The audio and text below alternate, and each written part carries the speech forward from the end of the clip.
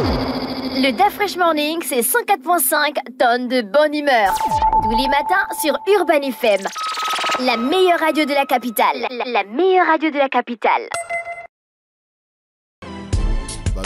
Sur les 104.5 Urban FM, la station, on ne parle pas quand on ne t'a pas encore donné la parole. D'accord. Voilà. On est avec Mosley. Mosley, on parle politique ce matin. Bonjour tout le monde, bonjour Da Fresh, René Ruth, Elvis et Fallon, ça va très bien. Tu étais sur le terrain pendant la campagne présidentielle. Effectivement, j'étais sur le terrain. Et donc tu n'étais pas à la radio? Non, j'ai fait, je vais faire une semaine sans intervenir à la radio. Deux quand même, moyennement, parce que j'ai quand même fait la première semaine d'ouverture de campagne, j'étais là. La deuxième semaine, je suis venu juste en fin de semaine. Et puis la dernière, celle de la semaine, donc la semaine dernière, je n'étais pas là, effectivement. J'étais à l'intérieur du pays, notamment dans la province du Wellington. Comment ça s'est passé là-bas, sur le terrain? De façon globale, c'était une campagne suffisamment animée. Animée dans quel sens? Animée dans le sens où on sentait qu'il y avait un engouement des populations. Tu te rappelles que la dernière émission que j'avais fait ici, je disais qu'on a l'impression que c'était à l'intérieur du pays que la campagne se déroulait.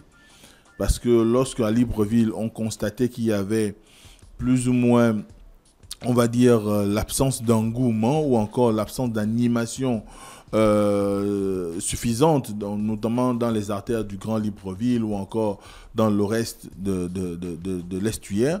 Mais à l'intérieur du pays, ça bougeait. D'Oyem, lorsque moi je suis allé, de Midi, en passant par Oyem, Medunum, Minvoul, Bitam, on avait l'impression que c'était une fête des cultures délocalisée dans tous les villages, dans toutes les zones de la province.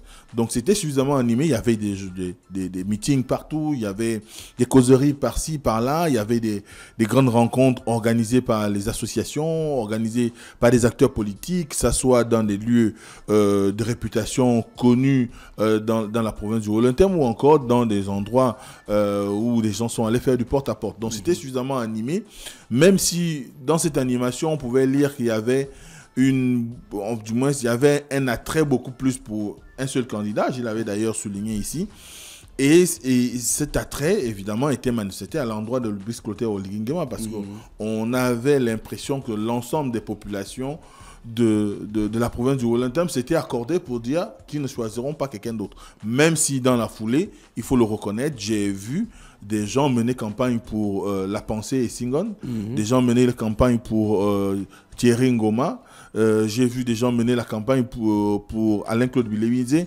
mais c'était pas à un niveau comme on pouvait voilà, comme celle qui avait du côté de Brice Clotaire Oligingema. Donc c'était vraiment très très dense, mais ce qu'il faut souligner, c'est que il y avait cette situation. Voilà, cette situation qui faisait qu'on sentait qu'il y avait véritablement de l'engouement pour... Est-ce que tout le monde avait le t-shirt de Oligingema? Je vais déjà te poser toutes les questions du quartier.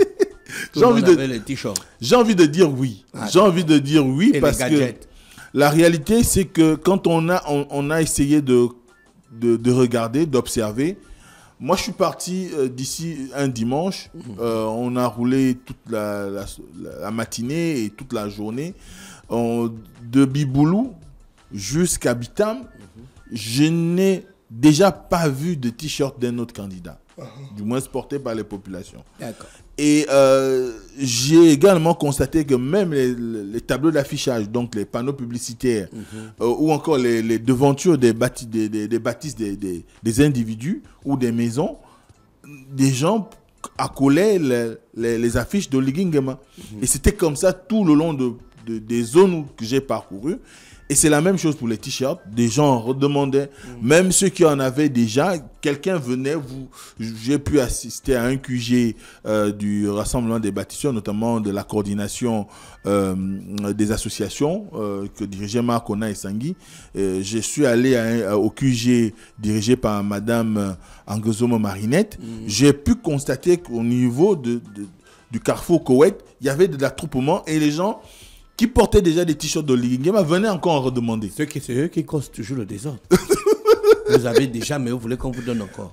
Bien sûr. C'est ce qui faisait qu'à un moment donné, parfois, les délégations étaient un peu débordées parce que vous avez déjà un t-shirt. Parfois, c'est le même qu'on vous redonnait. À quoi ça sert d'avoir 3, 4, 5, 10, 40, un ballon entier de t-shirts alors que vous n'êtes qu'un individu? Et dans un moment où on a demandé à ce qu'on puisse partager, parce que le mot d'ordre, c'était de dire qu'il y avait des gens qui en avaient besoin aussi. C'est-à-dire que quand vous allez au QG, si on vous donne 2, 3 t-shirts, donnez 1 ou 2 aux gens que vous rencontrez, parce que tout le monde n'a pas la possibilité de se déplacer. Et surtout que nous étions en saison de pluie, tout le monde n'avait pas la possibilité d'aller partout où ça se passait. Donc c'était vraiment très demandé, les gadgets de campagne. Bon, c'est vrai que ce qu'il y avait le plus, c'était les t-shirts, les casquettes, les affiches. Mais il manquait de ce que des populations ont pu me ramener, parce qu'il y avait des gens qui disaient qu'ils auraient vu des congélateurs, des chaussures. Il y a d'autres qui parlaient des porte-clés, des mugs et consorts. Mais bon, comment? C'est une question. Oui, René, oui. Alors, la numérotation officielle de la République fait débat. Nous sommes dans la 3e ou la 5e République? René Ruth. C'est une question des constitutionnalistes. C'est une question d'école. C'est une question d'école aujourd'hui. Mais c'est vrai que ça pose problème lorsqu'on regarde un tout petit peu. Quand on regarde au Gabon, on veut nous faire croire que c'est le changement de constitution ou la modification de la constitution qui donne uniquement droit de parler d'une nouvelle république. Mais bon, si on en vient à rétablir les faits, ce n'est pas seulement la constitution, mais c'est sur le régime. Si on tient compte du Gabon aujourd'hui, on peut dire qu'on est, par exagération, on peut dire 4e République.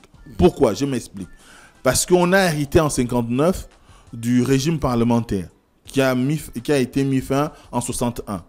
De 61 à 68, on a vécu sous un régime multipartite démocratique avec les Yomba et tout ce qu'on connaît. Puis, on est entré dans ce qu'on a appelé le parti unique de 68 à 1991. Du moins 93, si on le dit comme ça, puisqu'il y a eu l'organisation des élections présidentielles en 1993 et qui ont entériné la mise en œuvre de la Constitution de 1991. Donc, on est là, on a 3 phases. Donc, on est parti d'un régime hérité de la colonisation qui était un régime parlementaire. Parce qu'il faut savoir que c'était un régime de la 4e République française qui était purement parlementaire. Ensuite, nous sommes entrés dans un régime présidentiel, le Gabon va bénéficier d'un effet de levier lorsque le général de Gaulle revient aux commandes en France. Il estime qu'après avoir passé un temps lié au fait que la Constitution ne lui permettait pas d'avoir les pleins pouvoirs de décider sur un certain nombre de sujets et que lui, il aimerait être le métronome de la vie politique en France. Donc, il va instituer la 5e République en France.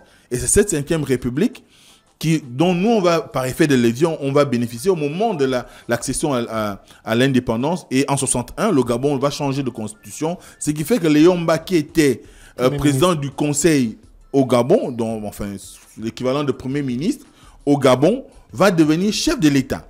Donc, et par la suite, on va organiser les élections et on va aller aux élections. Et les élections, on va changer la constitution en 61, 68. Après son décès, évidemment, il va y avoir l'arrivée au pouvoir d'Omar Bongo, qui était jusque-là son vice-président. Et le vice-président, en arrivant, avait une idée, c'est d'unifier les Gabonais, parce que là aussi, il y avait une tension politique qui ne disait pas son nom, des clivages en un point finir. Et il a voulu créer un creuset dans lequel, d'ailleurs c'était la mode à l'époque, les partis uniques un peu partout en Afrique, et il va créer le PDG qui va succéder au BDG. Donc le PDG va devenir un parti-État, parti unique, de 68 en 1991, et à partir de là, on va vivre sous tout ce qu'on connaît, et après, on arrive au régime, le retour au multipartisme qui est consacré par la Constitution de 1991. La 5e, ce qu'on appelle aujourd'hui la 5e République, mais ce qui peut être considéré aujourd'hui comme la 4e République, en réalité, c'est celle qui entérine le changement de régime politique, parce que là, on va changer de régime politique. Vous savez qu'on sort du régime semi-présidentiel qui était consacré par la Constitution en 1991. Là, on rentre de plein pied dans le régime présidentiel. Et là, le chef de l'État va avoir les pleins pouvoirs. Donc, on a déjà 4 articulations. 59-61, 61-68, 68-91, 91 jusqu'au vote de la dernière Constitution, avril 2024. Et là, elle va être entérinée après la prestation de serment de Ligingema le 3 mai. D'accord. Voilà. Donc, si on suit ta logique, on est dans la 4e. On devrait être dans la 4e on rentre République. dans une 4e. Oui, on devrait être dans la 4e République. Mais Monsler, moi j'ai une question. Est-ce qu'on doit compter pour celle de l'époque coloniale? Parce que ce n'est pas le peuple gabonais qui a décidé en fait. Non, c'est plus. 59, on n'est plus à l'époque. De 59 en 61. Non, 59, nous ne sommes plus à l'époque coloniale. Quoique nous demeurons après, sous on la a tutelle appliqué ça française. jusqu'en 61. Mais la République est déjà née. La République gabonaise est née en 59. Voilà, 1959. Donc, on est déjà sous la République en 1959. On n'est plus une colonie. Parce qu'on organise des élections qui élisent des responsables sur le plan local. On est un peu comme ce qu'on appelle... Donc, on a eu une république avant d'avoir une indépendance. Oui.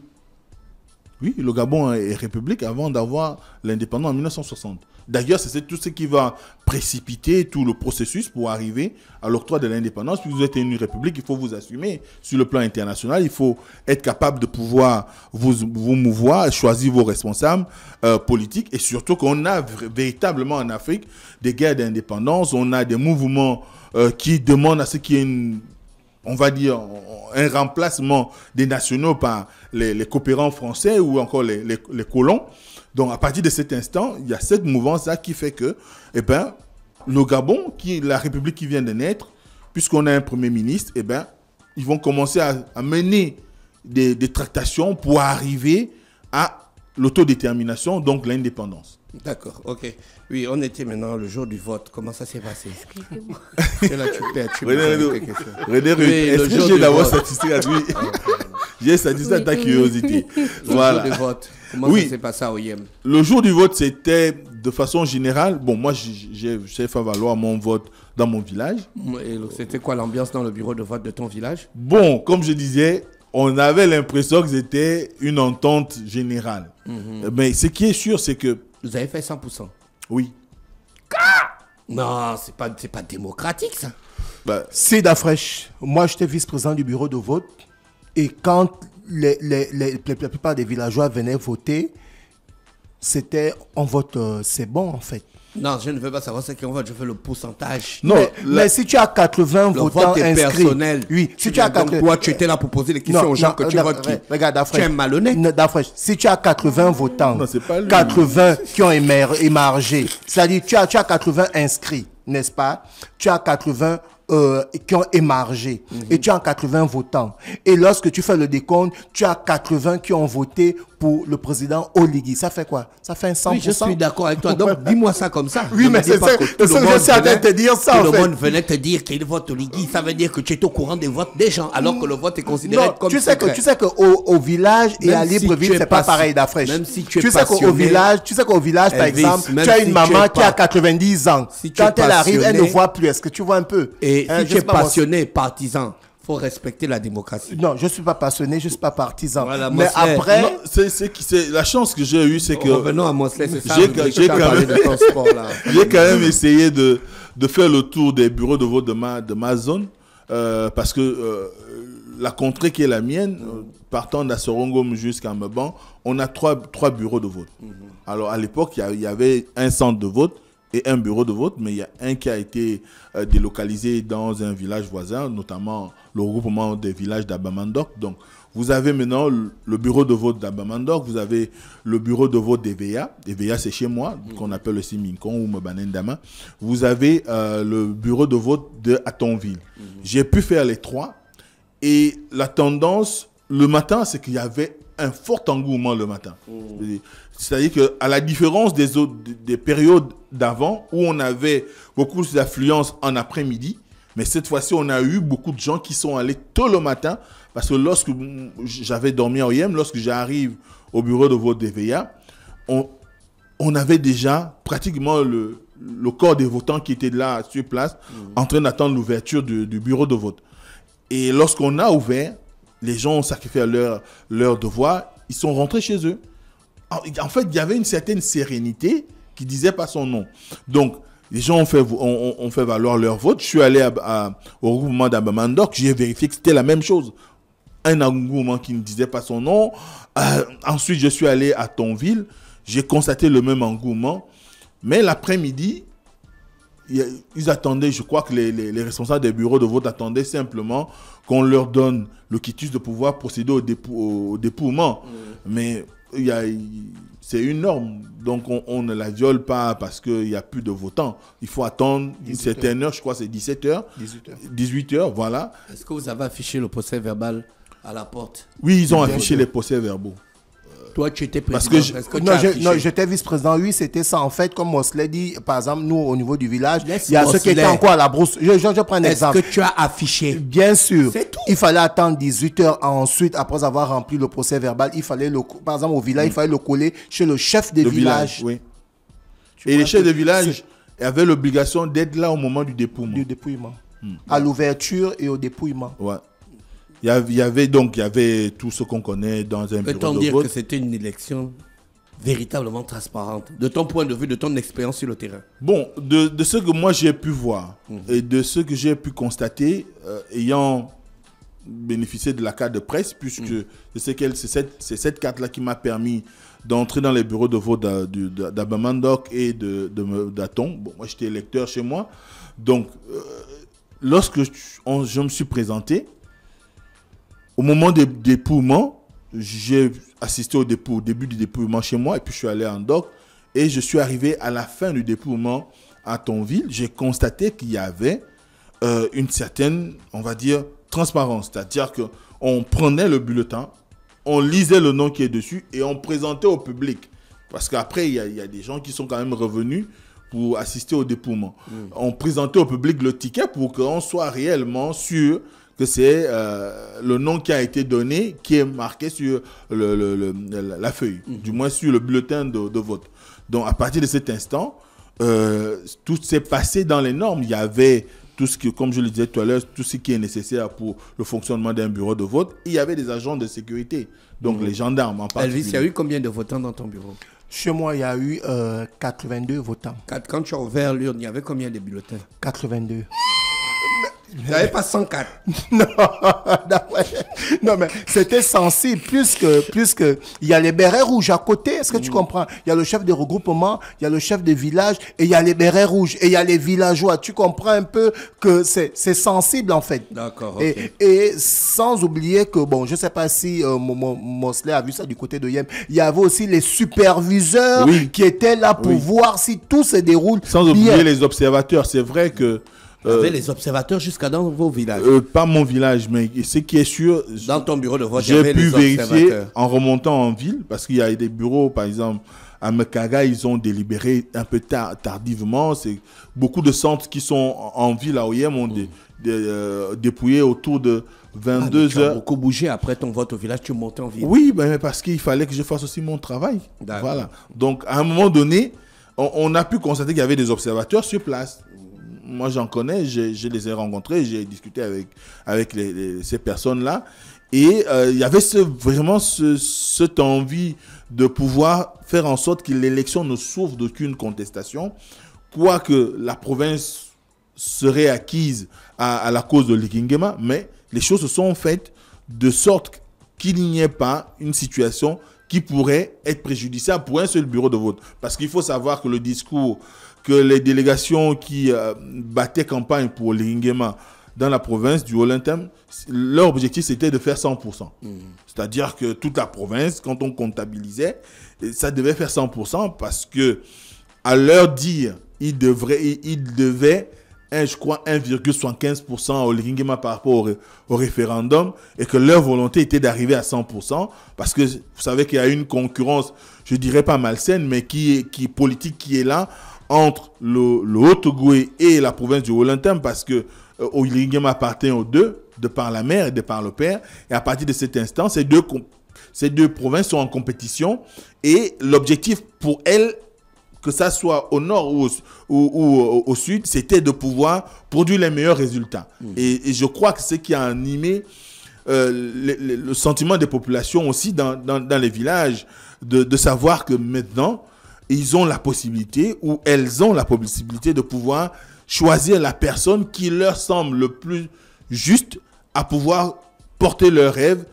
J'ai vu des gens du troisième âge qui se sont fait transporter pour venir, pas transportés par les membres de la délégation de campagne, mais transportés par des villageois qui ont des véhicules.